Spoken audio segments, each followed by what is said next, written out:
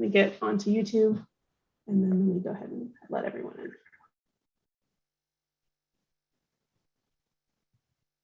Just give me the sign. Will do. Okay. Okay, looks like we should be going live on YouTube. And then let me go ahead and start this webinar. Okay, so let's just give everyone just like 20 seconds to see any attendees popping in. It looks like we have a few people coming in. And then, all right, we can go ahead and get started, Commissioner Dubois. Thank you. Okay. Good evening and welcome to the City of Hollister Planning Commission meeting for January 13th, 2022. May I have the verification of agenda posting, please? Yes, thank you, Chairman Hiboy. The agenda was posted on Friday, January 7th, 2022 at 6:21 p.m. Thank you, Abraham. Commissioner Corona, will you lead us into the Pledge of Allegiance, please? I will.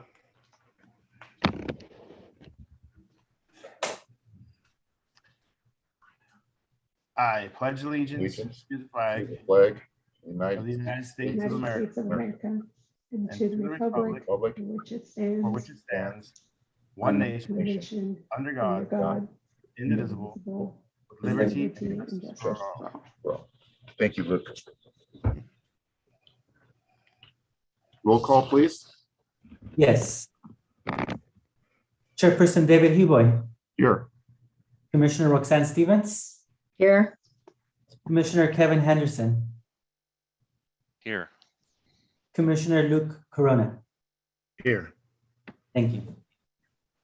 Okay, before we go into public hearings, I want to thank Seth Munster for his service as planning commissioner, and certainly did a great job, and wish him all the luck in the future. And welcome Commissioner Kevin Henderson back on board. Good to see him here tonight, and our new Commissioner Luke Corona. Congratulations, Luke and Kevin, for being part of the Planning Commission for the City of Hollister. Really appreciate it, your service. Yeah, ditto. Welcome, Mr. Commissioner Corona, and welcome back, Commissioner Henderson. It's good to have you back with us. It's good, Yes, good to be back. Thank you. Yes, great. Okay, so now we'll go into the public hearings. We have item number 1, which is the extension of tentative map 2018-4, Clarist Park LLC. The applicant is requesting a 6-month extension to vesting tentative map 2018-4, which received approval by the City of Hollister Planning Commission on January 24th, 2019 per resolution 2019-3.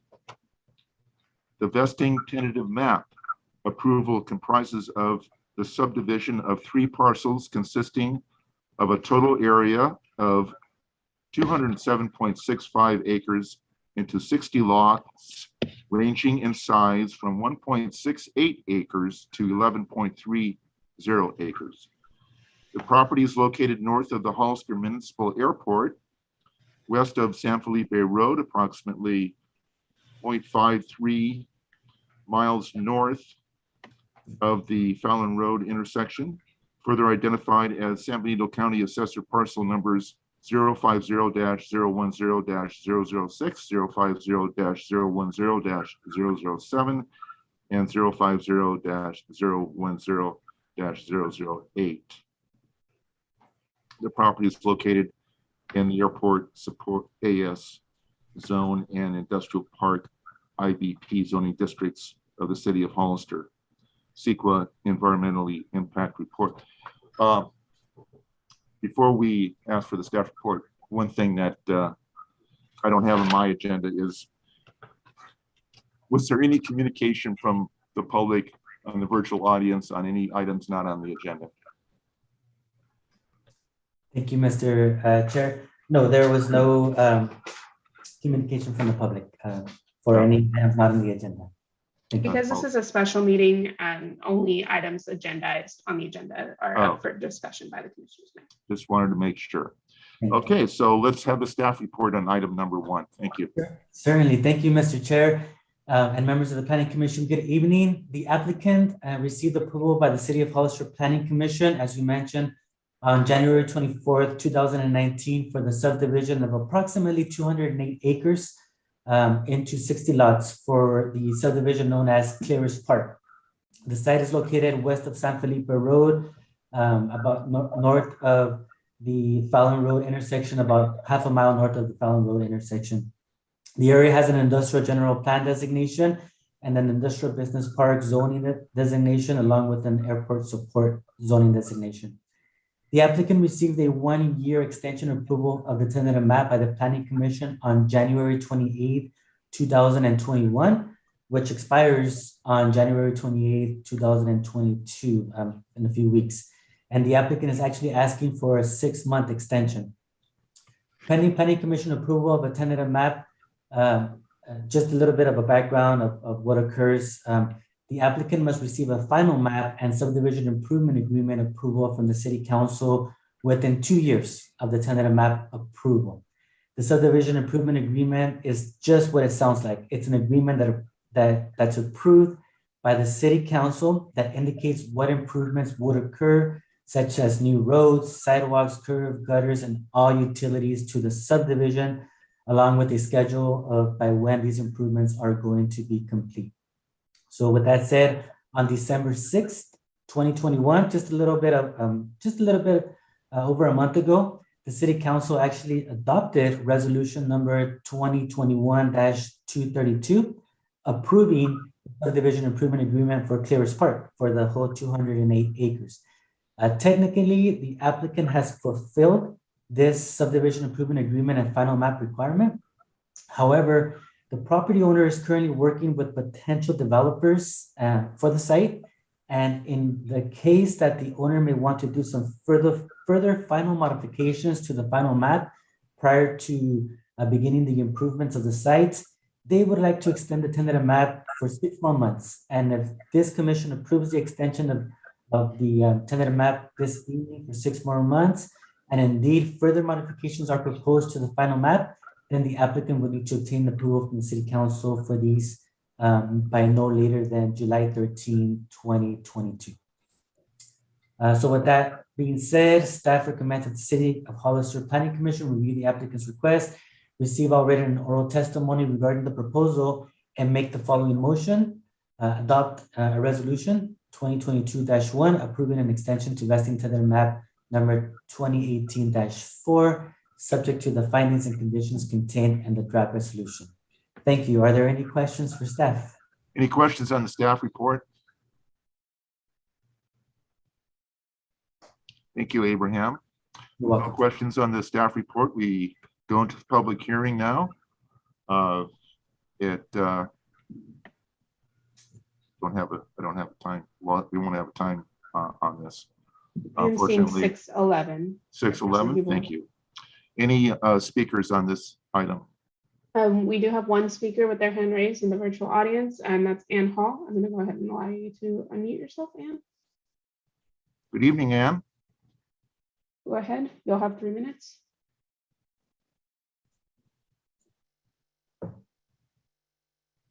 We cannot hear you, Ann. Are you on a phone audio? I believe you need to press *9.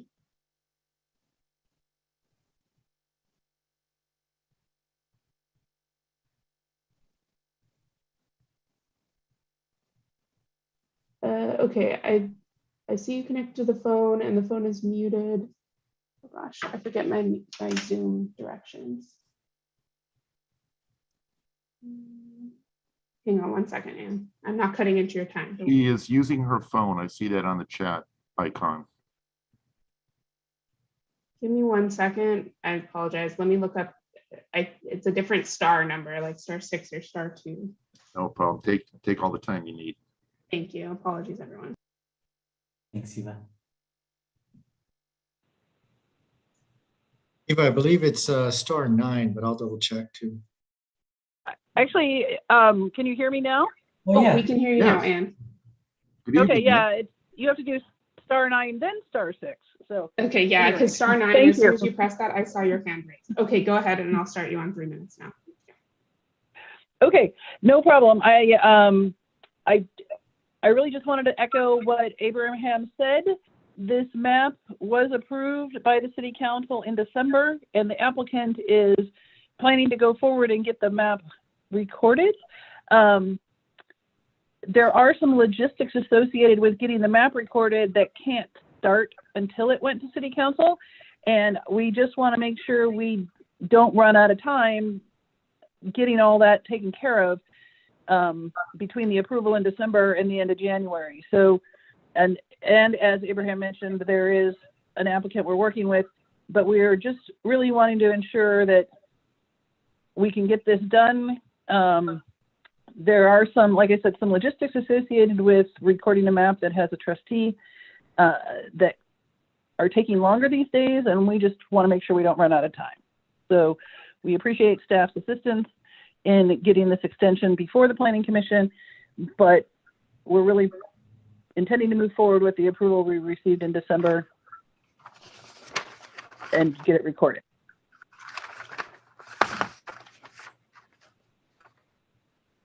Okay, any questions for Ann from the planning commissioners?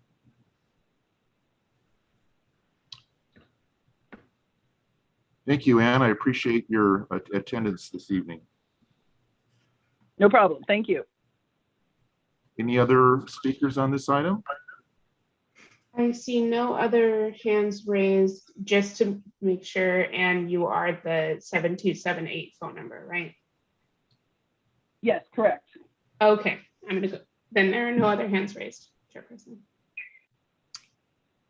With no further speakers, I will close the public hearing at what time, Eva? 6:14. 6:14. Bring it back to the commission. Comments or questions or on this item, this extension request, time extension? I know, speaking from an architect, working out projects, trying to get it through the agencies. I know the COVID situation, just as tonight, we're dealing with navigating through virtual meetings and then transmitting the information electronically, bookmarking and all that certainly is taking a lot more time. I don't know in this particular example what that impact is, but generally speaking, things have certainly slowed down on processing applications and getting them approved, generally speaking.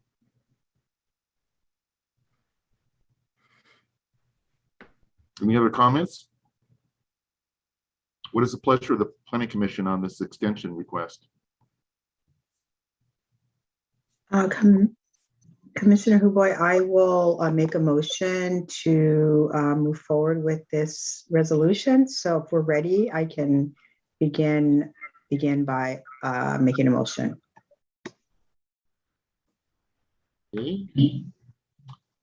Okay, so I'll make a motion to adopt a resolution approving a 6-month extension to vesting tentative map 2018-4, subject to the findings and conditions contained in the draft resolution. We have a motion. Further discussion on the motion? Do I have a second? Abraham was talking. I'm sorry. I was just saying that the draft resolution is 2022-1. Okay, so let me do this again. So I'll make a motion to adopt a resolution approving a 6-month extension to vesting map, a tentative map 2022-1, subject to the findings and conditions contained in the draft resolution.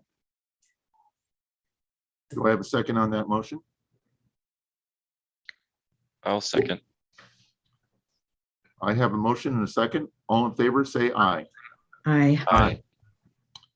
City Attorney Epperson, did you want to say something? Yes, because we are online, we're going to have to actually do this by roll call each time. And then, Mr. Prado, I thought that you were trying to say something when the tentative map number was read out. That's correct. The tentative map number, as Commissioner Roxanne Stevens pointed out the first time, is 2018-4. correctly, and the resolution number would be 2022-1. Oh, okay. So, Thank you. I'm sorry, I realize it seems like a formality, but this is a very significant issue. So I'm going to ask that someone actually make a motion to withdraw that last action, reconsider the matter, and then a second on that and vote on it, and then we can read it back into the record correctly with a new motion.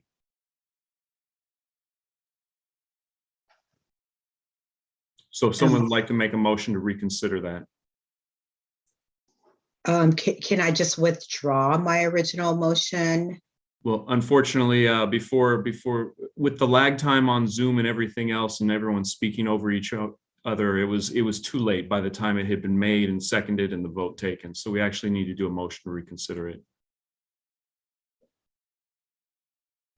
I can make a motion to reconsider.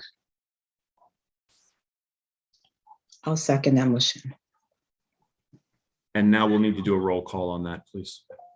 Thank you. A motion to reconsider the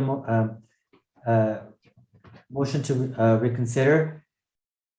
We have Commissioner Roxanne Stevens, Aye. Commissioner Kevin Henderson, Yes. Commissioner Luke Corona, Yes. and Chairperson David Hubler. Yes. Thank you. And so now, if the council wishes, someone could make a motion regarding that tentative map number and the resolution number that Mr. Prado stated earlier. And just for the record, what number one on the screen, everything is correct. It's just at the very end where it says draft resolution, that we would just add the 2022-1. So everything that's on number 1 on the screen that you see before you is correct. We would just add 2022-1 at the very end. Okay. I'll go back and make a motion again with that correction. So I make a motion to adopt a resolution approving a 6-month extension to vesting tentative map 2018-4, subject to the findings and conditions contained in the resolution 2022-1. Do I have a second? I'll second the motion. I'll make a roll call vote now. Commissioner Luke Corona, Yes. Commissioner Kevin Henderson, Yes. Commissioner Roxanne Stevens, Yes. and Chairperson David Hubler. Yes. Motion passes. Thank you. Thank you. Thank you. Okay, we go on to continue on the public hearing. Go to item number 2.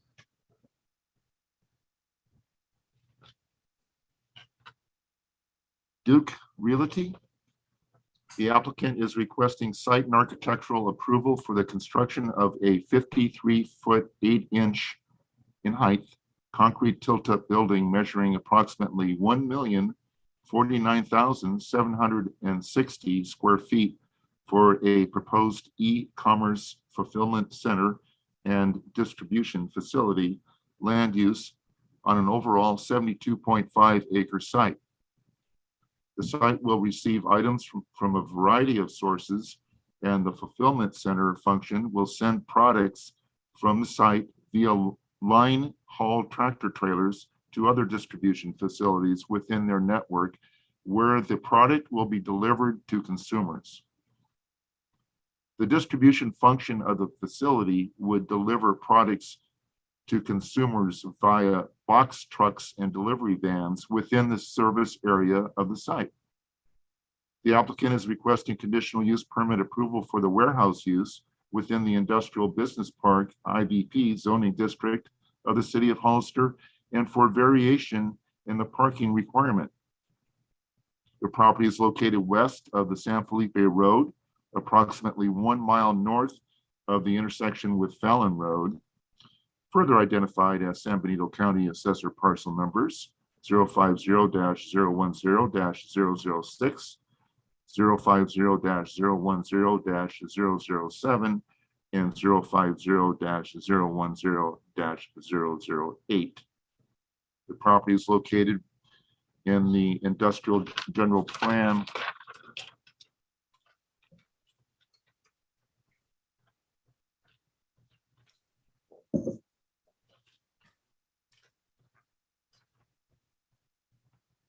that's the end of it. I think that's the end of the item introduction there. Thank you. Abraham, are you going to do the staff report on this? Yes, I will do the staff report on this, Mr. Chair. Thank you. You're welcome. Thank you once again. At its regular meeting of January 24th, 2019, the City of Hollister Planning Commission approved the subdivision of approximately 208 acres within the City of Hollister's Industrial General Plan designation per Resolution 2019-3.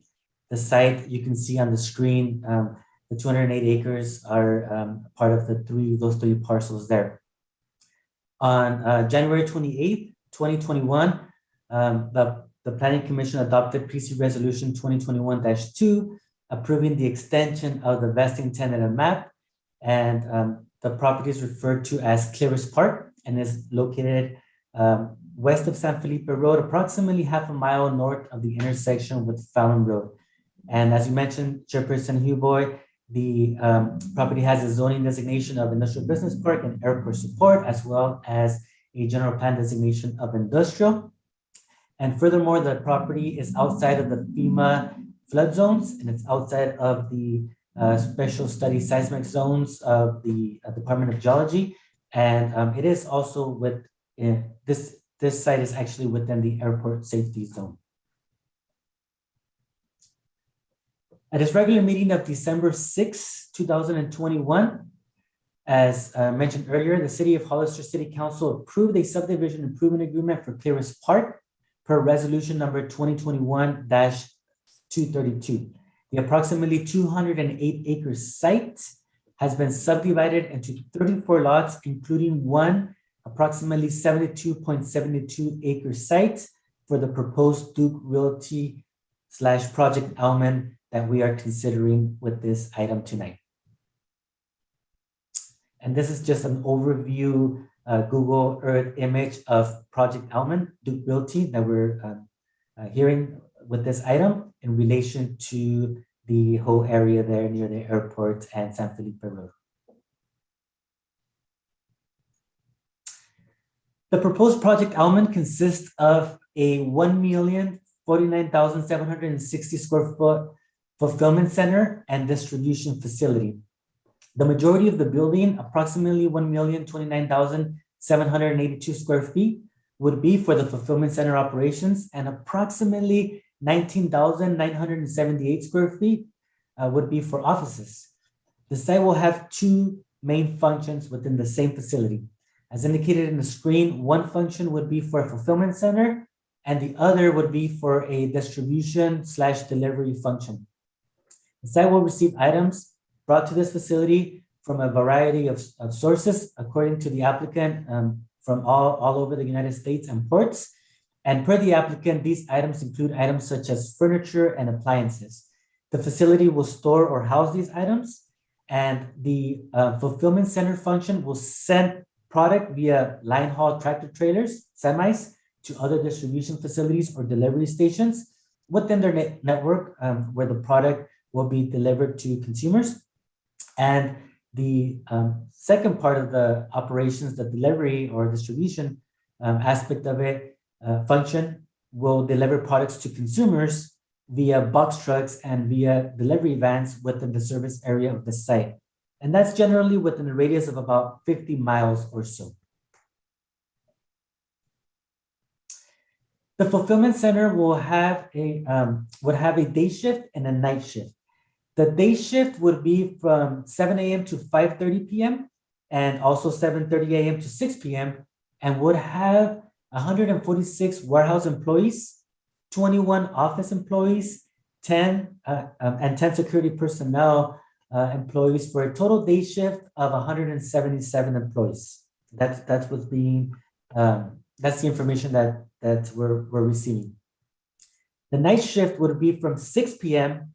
to 4:30 a.m. and also from 6:30 p.m. to 5 a.m. and would have 146 warehouse employees, 19 office employees, and 9 security personnel, for a total night shift of 174 employees. As mentioned previously, the fulfillment center will also have shipments coming in and out via line haul tractor trailers or semis, at a rate of 100 incoming and 100 outgoing within a 24-hour period. However, during the morning peak time hours from approximately 6 in the morning to about 9 in the morning, only between 3 and 6 deliveries per hour are expected to arrive in, and another 3 to 6 per hour are expected to depart out from the site.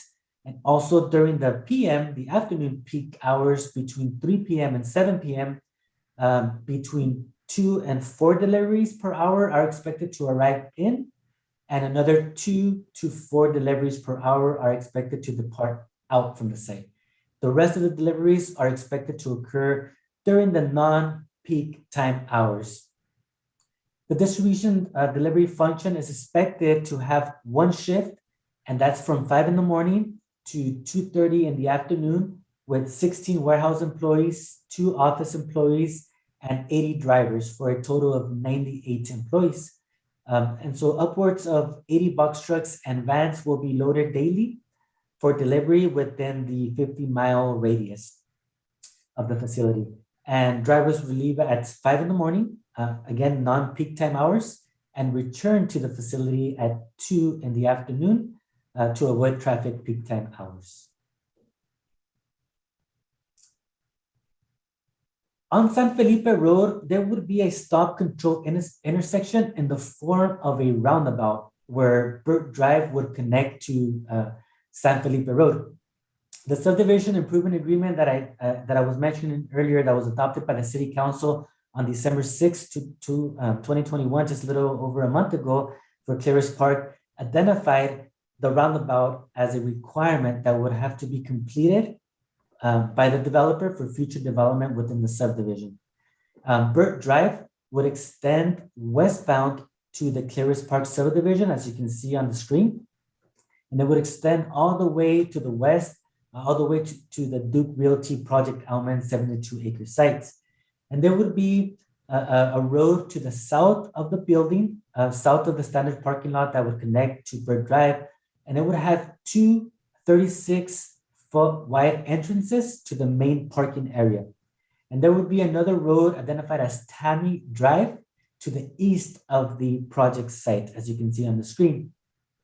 Access to the site via San Felipe to Mariel, as you can see there, would be for emergency vehicle access only. The main primary access off of San Felipe is going to be via Burt Drive. But it is worth to note that the name Mariel Road, as seen on the screen for the emergency vehicle access within the Claris Park subdivision, is currently being reviewed by the engineering department, and wanted to let you all know that that name will be changing due to the name of the road sounding too familiar or too similar to an existing road by the name of Mariel Lane, located off of Buena Vista Road within the Orchard Park subdivision, right next to Calvary School. And so the change is necessary, the change of the name is necessary to avoid any type of confusion, in particular with emergency dispatch. This is just an aerial view of the sites along with the approved subdivision improvement agreement and final map. This is a close-up of the project sites. Access to the north or to the rear of the sites beyond the standard parking area would be restricted, including for vehicles, semis, or line haul trucks. Access to the north or rear of the site would be gated off, and there would be a primary and secondary guardhouse used for monitoring in and out access. A primary guardhouse would be on the east side and a secondary guardhouse on the west side of the site. A bus stop is proposed at the south side of the standard parking area with an ADA, American with Disability Act, unobstructed path of travel all the way to the front of the building. A condition of approval in the draft resolution for the site and architectural would require the applicant to work with the San Benito County Council of Governments, transportation planners, and the City of Hollister Engineering Department to meet all of the bus stop amenities prior to occupancy, and that's condition number 73. The building would be, as you mentioned, Chairperson Heboy, 53 feet in height with 8 inches and have a setback of 437 feet to the west where the airport is located, 286-foot setback to the east, 110-foot setback to the north, which is the rear, and 601-foot setback to the south in front of the building, which would be the front elevation. The parking on the south side front elevation of the building would consist of 532 standard parking spaces, including 16 American with Disability Act parking spaces with an unobstructed pathway of travel to the front entrance of the building. And there would also be, within the 532 standard parking spaces, 54 electric vehicle parking spaces. The applicant has submitted a conditional use permit application concurrently with the site and architectural review to the city of Hollister, requesting a reduction in parking from the 1,109 required parking spaces to the 994 proposed parking spaces, stating that the site plan does have enough parking to accommodate the e-commerce fulfillment center and distribution facility land use. The facility would operate with approximately 449 employees, including 275 employees in the day shift and 174 employees during the night shift. And so the site is proposing 532 standard parking spaces, including the 1688 parking stalls. In addition, there would be 48 van stalls, 48 box truck stalls, and 366 trailer stalls, which in the city's view meets and exceeds the operational parking needs and can serve future potential expansion of the workforce if needed. Also, although the industrial business park zoning district does not permit warehouse use within the district because it promotes more of an industrial office setting, the proposal does have an industrial office component, and the warehouse land use is necessary for the efficient operation of the overall fulfillment center and distribution facility, and therefore staff would recommend or does recommend approval of the conditional use permit. As you can see, this sheet here is the circulation plan and the truck route within the circulation plan, and it's identified on sheet C400 of your plan set. It identifies an 80-foot wide road access on the east and on the west of the building, and the 40-foot in width access along the north, which is the rear of the building, for a full road access around the building. Fire department was really happy about this. Nice wide roads all around the facility. This next slide shows the location of 17 fire hydrants being proposed throughout the site, including 7 along the west side of the building, 3 along the north side, 5 along the east side, and 2 along the south side of the building. There is 571,352 square foot of landscaping area throughout the site. The overall site for Project Element is 72 acres, which is just over 3 million square feet. This means that the landscape area covers approximately 18.57% of the entire site. The landscape area is made up of trees, shrubs, and ground cover. The landscape area is limited, as you can see on the screen, is limited on the west side of the building closest to the airport. And this is to limit livestock such as birds that are attracted by the landscape. And the landscape is made up mostly of trees, shrubs, and ground cover as indicated, but there's approximately 76 trees proposed to be throughout the standard parking area on the south side of the building and along the east property line away from the airport.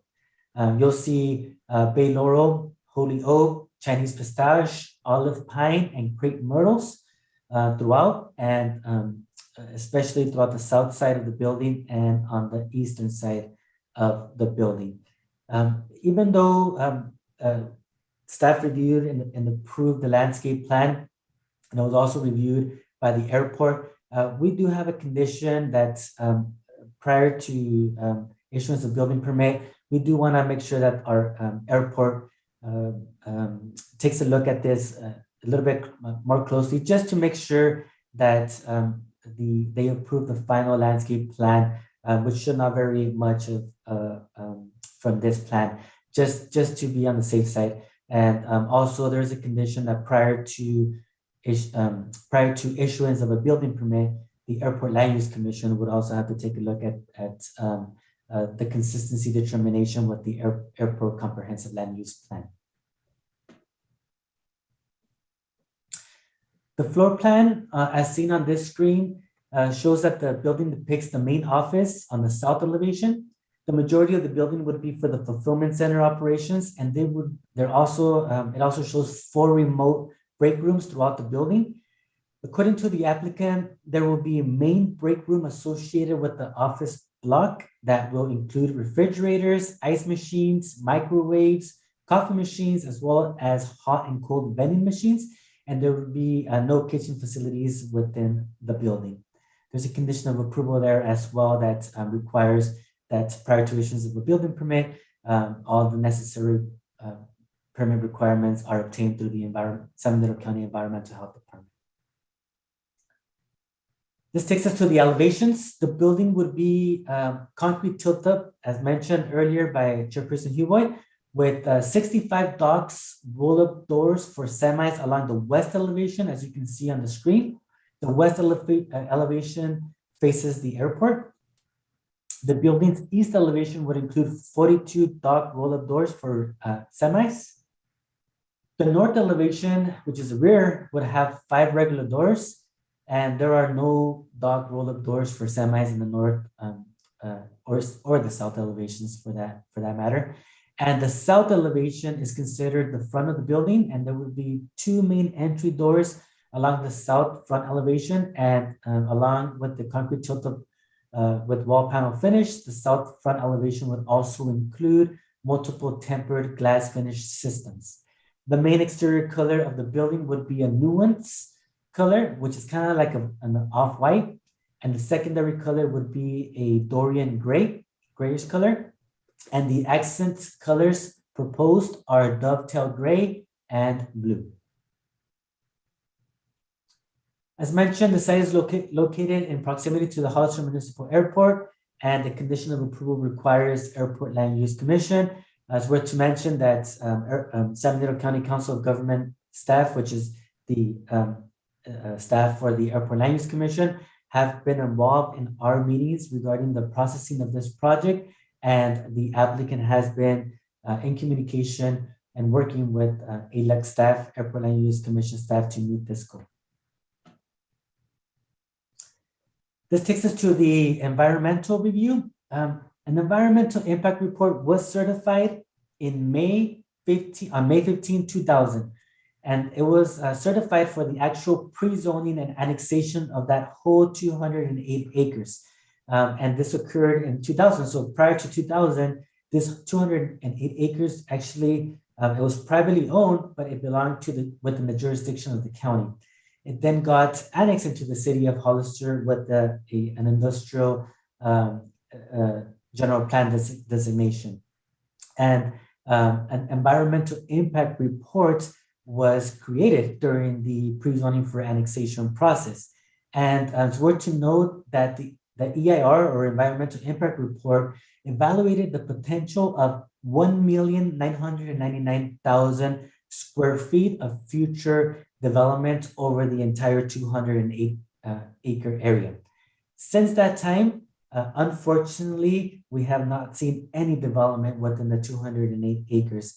However, the Environmental Impact Report did anticipate and did analyze a potential development of 1,999,000 square feet. Then in March of 2017, the Planning Commission actually approved a 151,000 square foot shell industrial building for a smart glass manufacturing company on 11.3 acres of the 208 acre site. And it was determined that the existing certified environmental impact report was adequate for this approval, since there has not been many changes to the industrial area, unfortunately. And CEQA law has not changed significantly since the adoption of the environmental impact report for the 208 acres back in the year 2000. So the proposed industrial land use that was identified with the 151,000 square foot shell industrial building was considered to be consistent with the general plan designation, and therefore was approved. It has not been constructed, as you know. If you drive by that area, it's vacant, but we do have an application in for future improvement of that site with the engineering department. So in 2018, the property owner of the 208-acre site received the approval for the subdivision that we talked about with item number 1 of the subdivision of the 208 acres. The subdivision assumed a development of nearly 4 million square feet of new building area. So that's a big jump from the 1,999,000 square foot that was evaluated originally in the year 2000. So in 2018, because of the potential of 4 million square feet of the new building area, there was an additional CEQA addendum that was done to the proposed subdivision.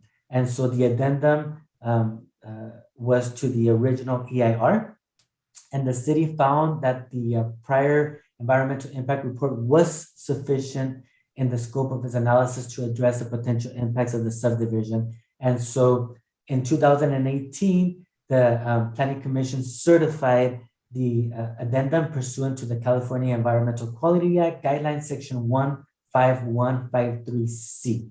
And so that was certified, and the addendum actually evaluated 4 million square foot of future potential building on that site, on the 208 acres. So finally, this brings us to today, January 2022. Duke Realty is proposing Project Almond for a 1,049,760 square foot fulfillment center and distribution facility on approximately 72 acres of the 208 acre site. This is still well below the 4 million square foot of future development anticipated and analyzed for the entire 208 acre site.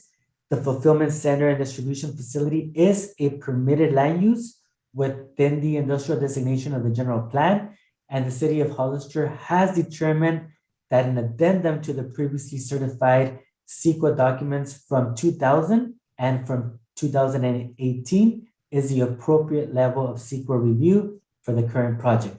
And this addendum has been prepared pursuant to the California Environmental Quality Act Guidelines, Section 15164. And all of these reports were included as part of your packets for review. And we actually have them here in our office as well for anybody to review, any member of the public to review as well. Kind of getting towards the end of the presentation now. We want to emphasize that there was an extensive public notice effort for this potential development.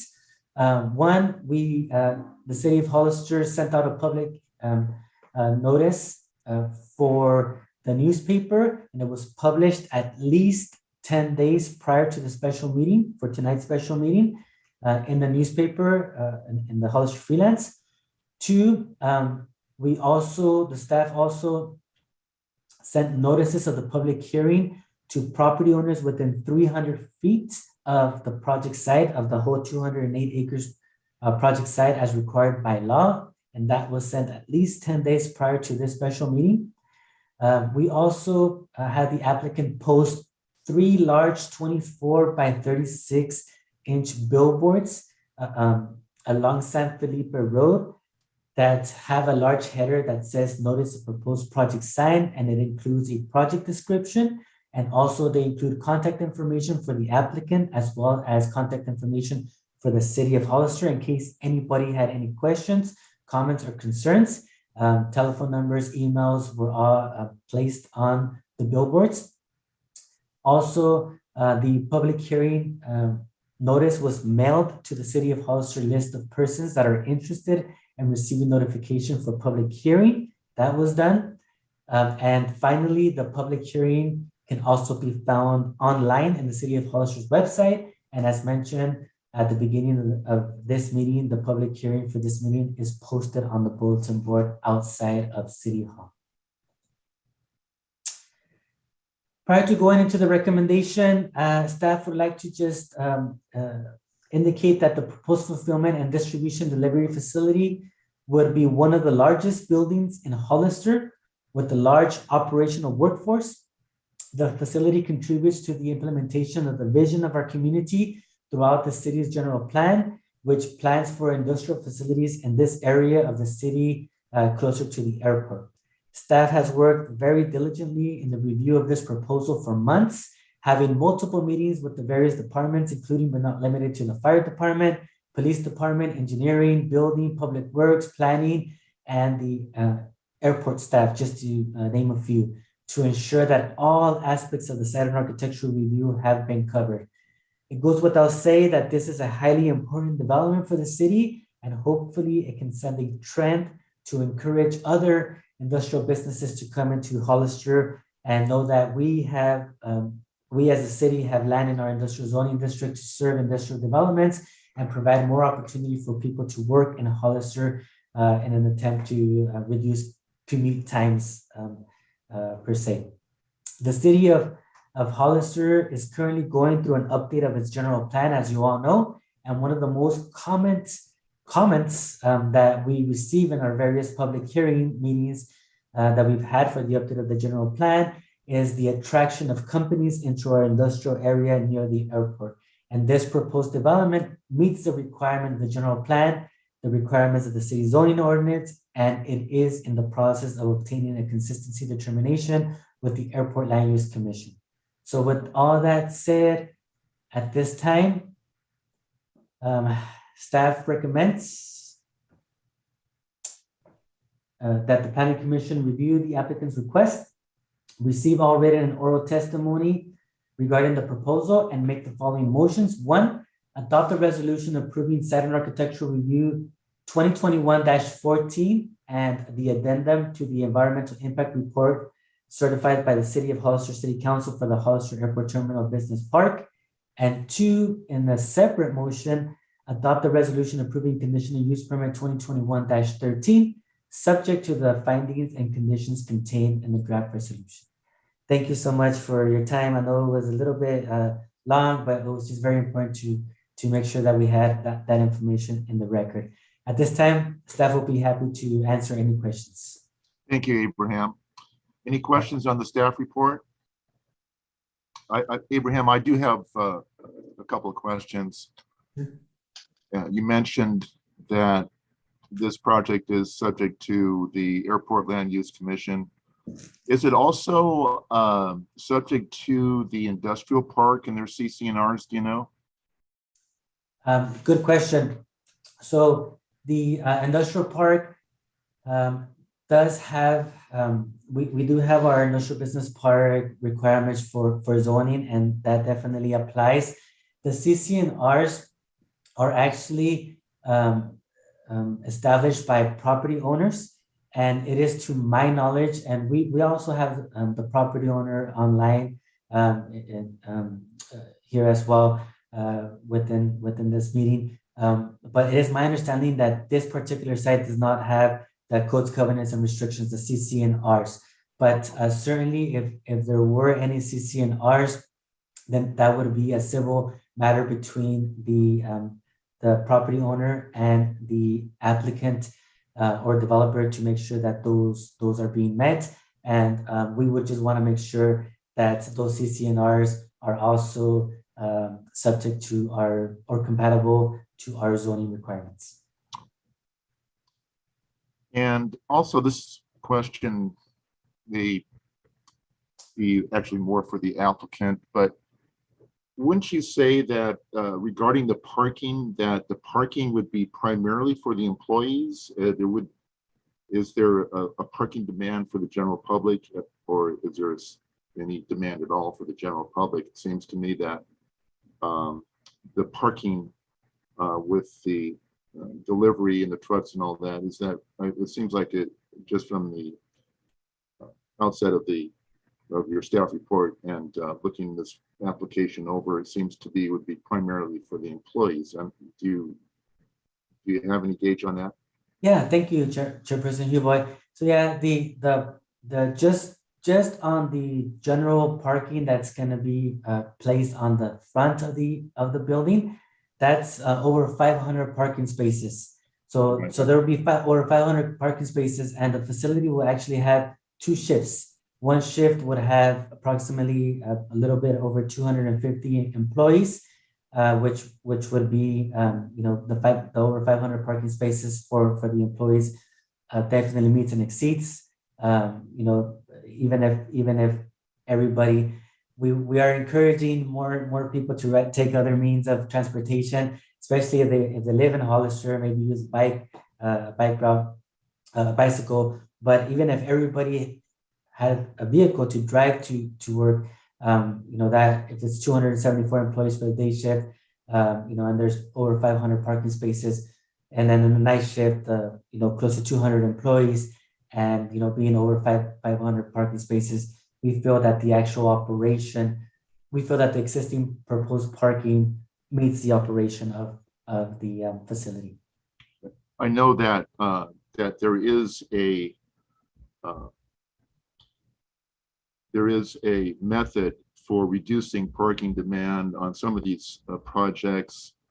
I'm familiar with because I've gone through this. It's called a transportation demand management plan, or called a TDM plan, where the employees are surveyed on their commuting distance, and they're encouraged to carpool, and they're notified or directed where the nearest bus stops are and public transportation points, and it's monitored. So it's just for general information on some of these projects that where parking is really, really tight and it's really important. Every stall would be counted as vital to that operation.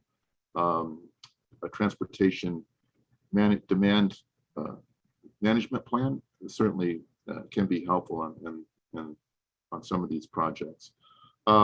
Just a couple more questions on this height, this 53 feet 8 inch height. You know how that came about for the building? Thank you for that, Chairperson Huboy. So the 53 foot in height of why the 53 feet 8 inches and 8 inches, yeah, that would likely be a question for the applicant of why the height. But in regards to the regulation of the height, we are just going to want to make sure that the Airport Land Use Commission reviews and approves the height, because it is in proximity to the airport and it is within our safety zones, the airport safety zone. So we want to make sure that the height is going to meet that requirement. And they've been in communication with Airport Land Use Commission staff. And so I am willing to say that more than likely they would not be moving forward with that height of a building if they knew that it wouldn't be in compliance with the Airport Land Use Comprehensive Plan. So, but in regards to the height, that would probably be a question more geared towards the applicant, which they are also here as well, ready to answer any question.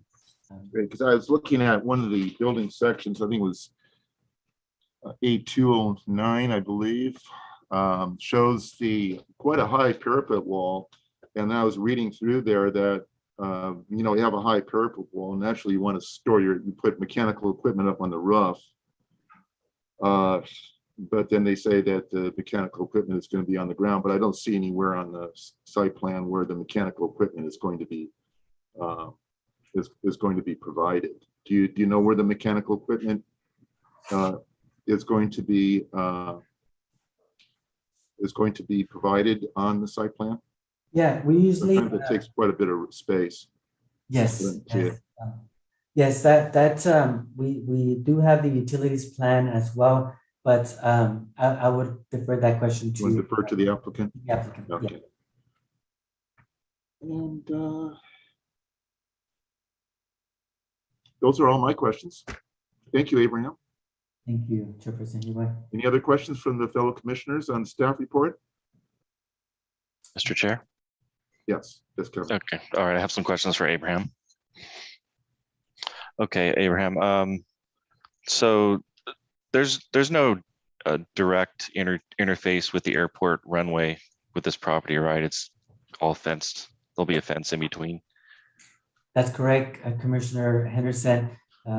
For properties that have through the fence access, they would have to get certain approvals for that. It's for this site and architectural, there is no direct access proposed. But if that were to ever be the case, the applicant or property owner would have to go through certain requirements through the FAA to make sure that that is granted. Okay, thank you. You're welcome. And for the BERT extension heading east from the roundabout, is that going to happen at the same time as the roundabout being installed, or is that going to be a future project? A great question. My apologies for not covering that, but that would be for the future. So that bird drive towards the east would occur as development on the east of Bird Drive occurs. But at this time, it would be only to the west. Okay, thank you. And did you happen to mention, is there going to be any bicycle parking on site? Yes, there is bicycle parking on site. The requirement is, I believe it's 10% of the parking requirement. So there will be bicycle parking along the south elevation of the building. And I do want to also update the planning commission, and that's at the December 20th, 2021 City Council meeting.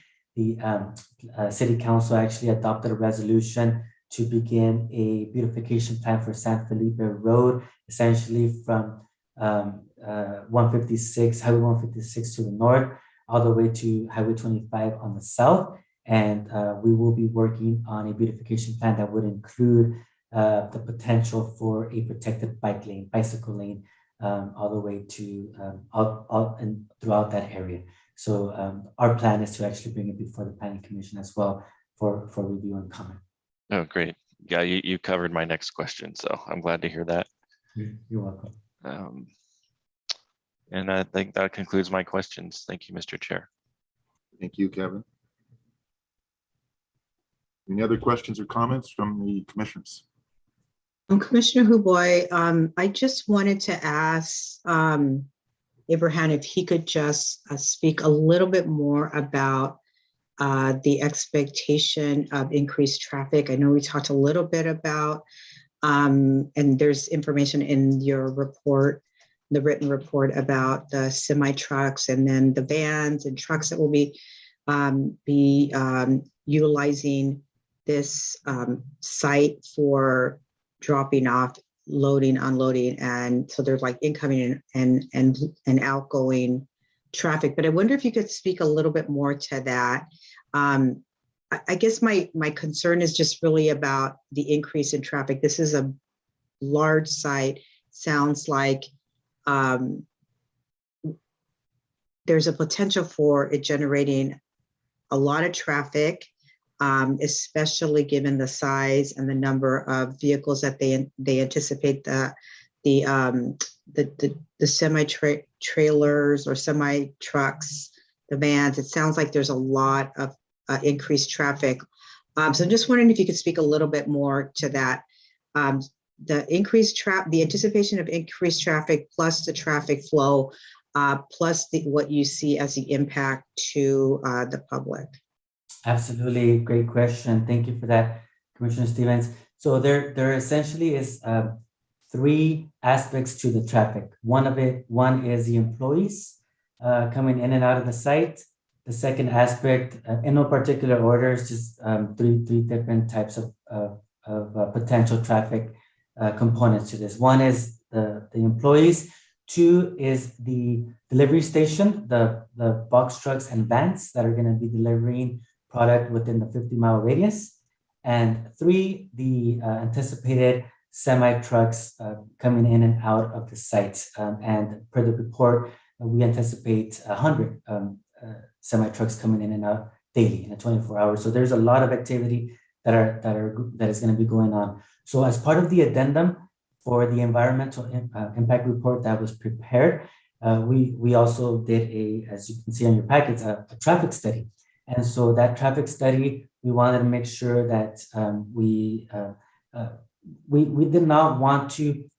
wanted to make sure that there was no significant unavoidable impacts. If there was any type of impacts that this project were to be creating above and beyond what was already analyzed in 2000 and in 2018, then an addendum would not be applicable. We would require a whole new environmental impact report. But the traffic study basically analyzed the whole circulation ins and outs of the facility. And so for the truck, for example, for the semis, the plan is to have a schedule that will have the semis coming in and out, mostly outside of the peak traffic hours. So essentially, the list is on the traffic on the transportation traffic study, but for example, from midnight to about 4 a.m, you'll see like 50 trucks coming in and out. So that's a time where there's hardly any traffic. And so we'll see a big portion of the semis operating during those non-peak time hours. During the peak time hours in the morning, when you start seeing a lot more traffic, people are commuting to San Jose, to Monterey, to all that area. So during that time, the report says that we're only going to anticipate about 4 to 6 semis coming in per hour, trying to limit it as much as possible. And in the afternoons, between like 3 and 7, we'll only see about 2 to 4 per hour. And the majority of those semi trucks coming in and out are going to be during those times where traffic is not really a component, such as the midnight to 4 a.m. time frame. In regards to the vans and box trucks, those again, the timing for those would be, they're anticipating about 80 of them daily, and those will leave at 5 a.m. So again, that's right before the peak time hour of about 6 to 9, to try to avoid any traffic congestion in the area. And then they will return back at 2 in the afternoon. So 2 in the afternoon, it's not within the peak time. 2 in the afternoon, if you're driving in that area, there's hardly any traffic. And so we'll start seeing those come in around that time.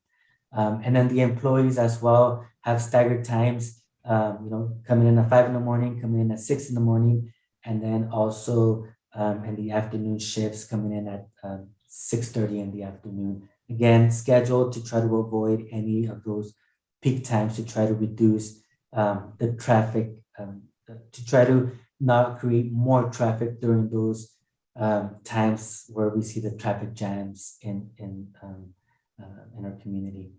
So that was the intent. That was what we wanted to make sure to analyze and to occur with the operations of this facility.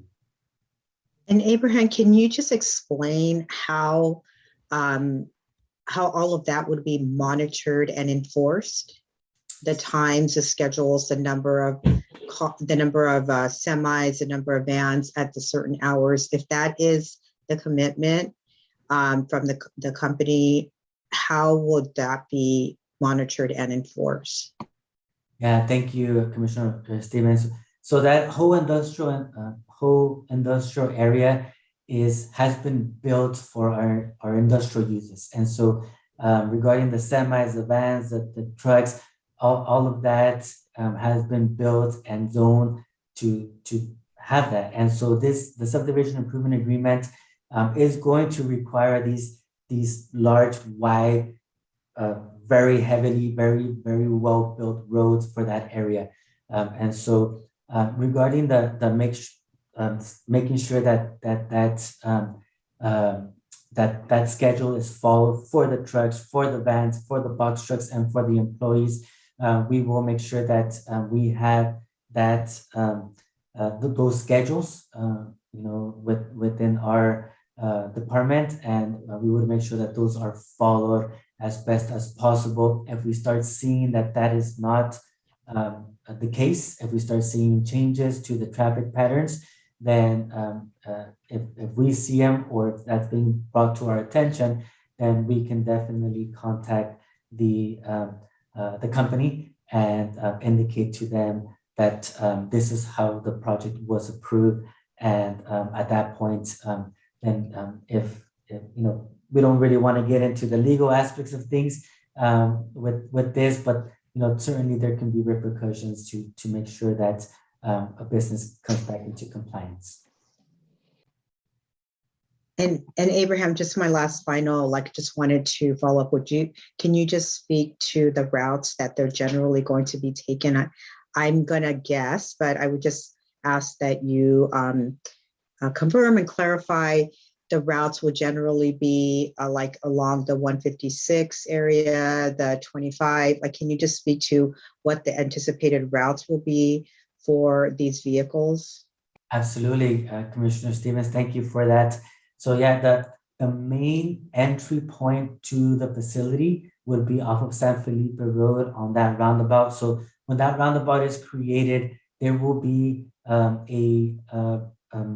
access to westbound onto Claris Park, and that access is going to serve almost basically as a decelerating lane. So if vehicles are going to go, for example, if they're coming from 156 southbound on San Felipe Road, they will be and entering Burt Drive westbound onto the project site.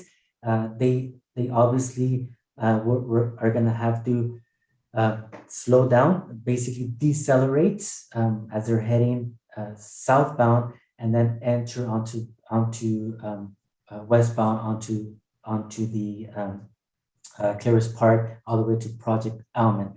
If they're coming from Highway 25, then they're gonna head back essentially northbound on San Felipe.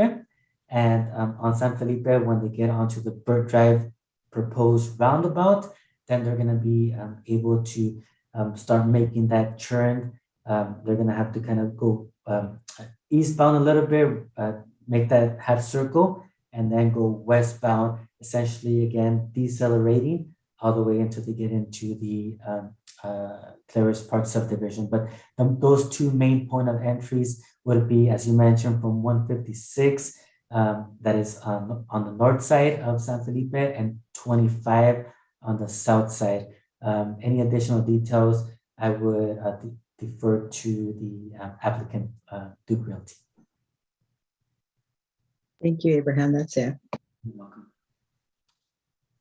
Any other questions or comments?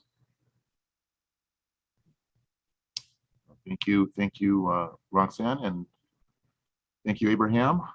You're welcome. Kevin. And I will now open, without any further comments on the staff report, I'll open up the public hearing now at 7:11. Any speakers in the audience? I do not have any hands raised in the audience. Is the applicant available for questions? There are applicants online, but I don't have any hands raised. Oh, No one to answer questions from the applicant? I have Mark Hosfeld. He's one of the applicants. Go ahead and you can unmute yourself, Mark. Good evening. This is Mark Hosfeld with Duke Realty. Can you hear me okay? Yes. You can. Thank you. Go Great, ahead. great. Thank you so much. And thank you again, Chairperson DuBois and commission members for taking the time to have the special meeting tonight. And we wish we could be together in person, but someday we will be, right? So, and I'm going to have some of my other folks answer a few of the technical questions that, you know, like how the 53 foot 8 inches came about and some of those things. But and Ryan, I'm not sure if you can hear me or you're trying to raise your hand as well, but we've got some folks that will answer a few of those things. but I just want to say really quick that how excited we are about this project and bringing a major economic development project to the city of Hollister. It's a large construction project, obviously, a lot of jobs, a great corporate occupant and community partner. And we're doing the majority of the infrastructure in the park so that more future companies can come to Hollister quite easily once all the roads and things are put in. And it's great with supply chain, all the challenges today, having this type of project nearby that can deliver goods to folks' homes. It just, there's a lot of benefit there as well. So I know that you have a couple questions, and I want to make sure my team answers those appropriately. And it looks like Ryan is ready. And so I'm not sure how I lower my hand, I guess, and then let Ryan hop in. Is that right? Yes, I can allow Ryan to unmute himself. Great, thank you. And I'm happy to answer anything, but I want Ryan to answer your technical questions as well. Okay, thank you. Hi, this is Ryan Hodges with Duke Realty. Can you hear me? Yes. Yes, we can. Oh, very good. Yeah, it's always a little bit odd the first time you get on. There was a couple of questions that just talked about some of the specifics of the project plans. I think the first one that I heard had to do with the 53-foot 8-inch and the significance of that very specific dimension. Yes. It is a prototypical building, and the users looked very hard to make the building fit their needs exactly. And then that's why the number seems so exacting in nature. And that's a height of the building above finished floor. So obviously there are some undulations of the site, but and as Abraham indicated, we have taken a lot of guidance from city staff as well as the airport on where the constraints are on that site, and worked very closely to adhere to those constraints. But we will continue to coordinate with them as we move along through the process. Another question had to do with mechanical equipment. As the chair indicated, yes, there's mechanical equipment on the roof, and there are undulation, fenestration to the top of the parapet wall to help keep that obscured from view. Yeah, because your parapet wall it scales to over 8 feet high, and then I read in the plans that I read somewhere there that the mechanical equipment was to be put on the ground. I thought it doesn't really, you've got an 8 foot high parapet wall, why not use it? Yeah, that for the HVAC, that's more likely to the roof. There's mechanical equipment in the form of a generator that would be more ground mounted in nature. So it's a variety. Well, so you do have some on the some of the equipment will be on the ground and some will be on the roof. Is that correct? Generators are typically located at the ground level. That's correct. But like your rooftop units and ventilating units are all on we the roof? Expect all that to be on the roof. Correct. Okay. Would you going back to my you're asking for a parking reduction? Yes. Would I be correct to say that the parking is primarily used by the employees? You would be very correct in that. There is no public interface directly with the building. Have you secured a tenant for this project? Yes, sir. Would you want to let us know who that is? A major internet retailer. Okay. And also, as far as the parking goes, the van parking in particular, the parking field, we didn't get into the very deep details of the operation, but the way that parking field is designed is it has excess spaces in it above and beyond the vans that will be on site. And the concept is that the drivers for those vans will come in, park in one of the empty spaces, drive their delivery vehicle to the dock, get loaded and leave. And as subsequent drivers arrive, they backfill those open positions in the van lot. And at the end of their shift in the afternoon, 2 o'clock in the afternoon, they park their vans, get in their private vehicles and leave. So there is some additional car parking that's beyond the employee parking field. Since you're in this project will be located in the airport support zone, can you just briefly describe what you feel the nexus would be from your operation to the airport? Yeah, there's just, I don't, at this point in time, we don't envision there's a direct, as it was indicated earlier, there's no direct connection between the airport and this specific building. But as an e-commerce provider, it's not uncommon for there to be some interface between the two. Thank you, Ryan. Any other questions for Ryan? Mr. Chair, Yes, Kevin. I wanted to ask, what is the timeline for the project? We would like to be done by the end of the second quarter of 2023. Okay, thank you.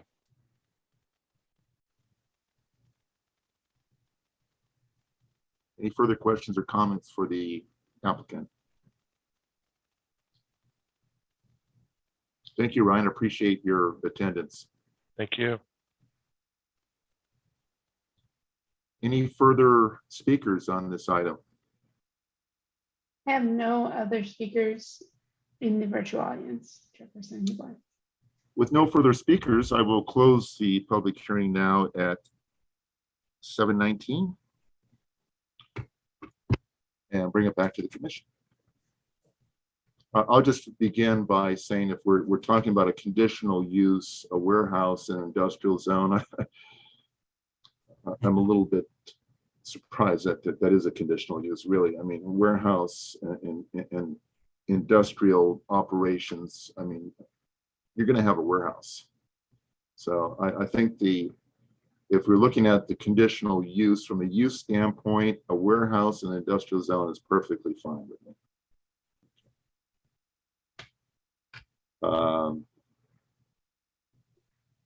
You know, I think that I agree that this could be great for the city, you know, providing jobs and sales tax revenue. And, you know, we're looking at some development in the Claris Park, and this is the first one, right?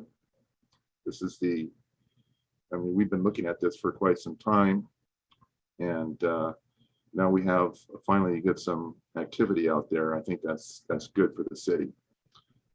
I do have to say, though, that as you know, questioning about the height of the building, the mass of the building, the 53 feet 8 inches. I'm still kind of pondering about that. From the architectural standpoint, the aesthetics of the building is, I think that's fine. I think it's the colors. It's tilt up, you know, tilt up buildings. Judging it from a tilt up point of view, vernacular, you know, it's gonna look like an industrial building. I think that the landscaping is fine. The circulation, I think Roxanne had some questions that I think Abraham answered regarding the traffic impacts. We do have did an EIR study with the amendment. I read through it. I think that it's didn't have any questions regarding it. Those are my comments. Any other comments from my fellow commissioners? Kevin? Yeah, sure. Yeah, this is an exciting project for the city, and I don't have any issues with the conditional use permit. It's I think only 35 less spaces than required for parking. So I'm glad to hear there's going to be bicycle parking, etc. So I think it's a positive thing for the city. Thank you. And I'd like to see, I think that there possibly will be a symbiotic relationship with the airport and this distribution center or fulfillment center, as you will, if you will. I see that this could be good for the airport, and they could both, you know, work together and benefit from each other with the projects such as this in the proximity of the airport. Roxanne, do you have any comments? I just agree as well. I mean, I think this is a great project. I like the possibilities with the jobs, local jobs. That's always a great thing, and this has quite a few. So I think this is going to be super beneficial to the residents of Hollister. And I think it's just a really good project that fits in really nicely with that area and with our city. I appreciate the hard work of the planning staff, Abraham, and your staff. I think it sounds like a really complicated and a huge undertaking, but I appreciate all the hard work that you've done with the applicant and the thoughtfulness. I don't have an issue with the parking. I think it's nominal, the number of parkings that they're asking for to be reduced by. So I think that's not really a big deal. So no, I just think overall it's a really good project. The questions that I had about traffic, I think I just wanted it to be on the record because I am sure that becomes like one of the primary concerns of our residents, and especially when you're talking about deliveries and trucks coming in and out. I just want to make sure that the residents of Hollister hear that it's going to be in the outskirts of our town, that it won't be in the middle of our town, and also that there is a plan for the scheduling and that it shouldn't be a huge impact. I mean, I think it's always the major concern. But I do like that comment that you made, Abraham, earlier about the goal is to have the local jobs so that residents hopefully are not commuting as much outside of our city. And then just that in and of itself will help with some of our traffic problems. So I'm excited about this project, and I look forward to seeing what happens with it. So that's it. I just think it's a good addition to Hollister. Great. Thank you, Roxanne. Commissioner Luke Corona, do you have some thoughts that you would like to share with us? I think I reiterated everything that's already been said. It's just a great benefit for Hollister and for a chance to get local residents out of that commute situation, having to leave town. We can keep some people home. So sounds really good. Yes, I think I also agree that having local jobs here will certainly reduce our carbon footprint on Highway 25. Having to drive to the industrial parks of San Jose when we're starting to build our industry here, that's really a step in the right direction. I totally agree with your comments and also Commissioner Stevens' comments in that regard. Okay, so what is the pleasure of the Planning Commission on item number 2? Do I have a motion? Chairperson? Yes, Kevin. Okay. I'd like to make a motion for the first portion. I would like to make a motion that we approve site and architectural application 2021-14, subject to the findings and conditions contained in the draft resolution 2022-2. Commissioner Henderson, can I add, does that include to also approve the addendum to the environmental impact report certified by the City of Hollister City Council for the Hollister Airport Terminal Business Park? Yes. Thank you. Further discussion on the motion? Do I have a second? I'll second it. Do roll call? Yes. Thank you. Architectural. Thank you, Mr. Chair.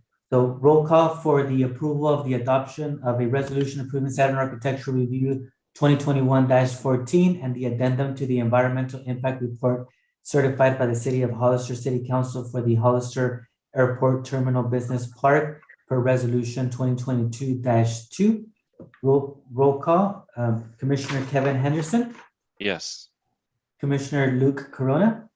Yes. Commissioner Roxanne Stevens. Yes. And Chairperson David Heboy. Yes. Thank you. Motion is approved. Now we go to the conditional use permit portion of this application. Do I have a motion on that?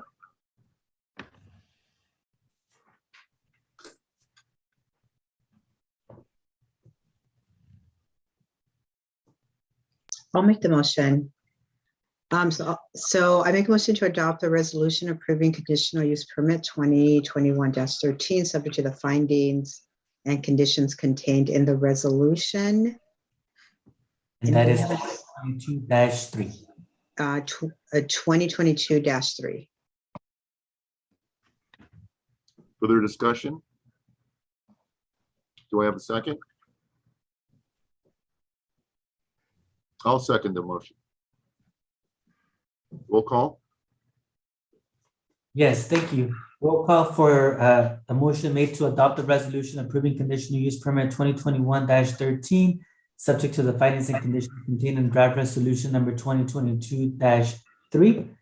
Roll call will begin with Commissioner Kevin Henderson, Yes. Commissioner Luke Corona, Yes. Commissioner Roxanne Stevens, Yes. and Chairperson David Huboy. Yes. Thank you. The motion has been approved. Congratulations.